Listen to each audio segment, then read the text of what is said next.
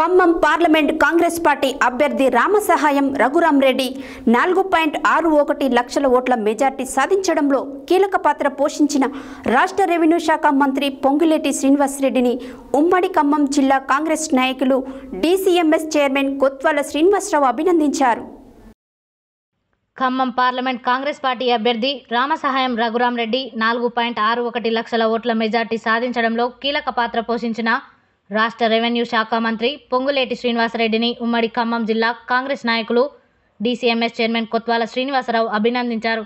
ఖమ్మంలోని పొంగులేటి స్వగృహంలో ఆయనకు కొత్వాలతో పాటు పాల్వంచ కాంగ్రెస్ నాయకులు కలిసి శాలువాతో సత్కరించి శుభాకాంక్షలు తెలిపారు. ఈ కార్యక్రమంలో మాజీ జెడ్పీటీసీ సభ్యులు ఎర్రంశెట్టి ముత్తయ్య, మండల కాంగ్రెస్ అధ్యక్షులు కొండం వెంకన్న, కాంగ్రెస్ నాయకులు వై వెంకటేశ్వర్లు, పాబోలు నాగేశ్వరరావు, ధర్మసోత్ ఉపేందర్ నాయక్, దారా చిరంజీవి, శాంతివర్ధన్, బండి అంబేద్కర్, మాలోత్ కోటి నాయక్, పులి సత్యనారాయణ, పైడిపల్లి మహేష్, బాబు నాయక్, కొండలరావు తదితరులు పాల్గొన్నారు.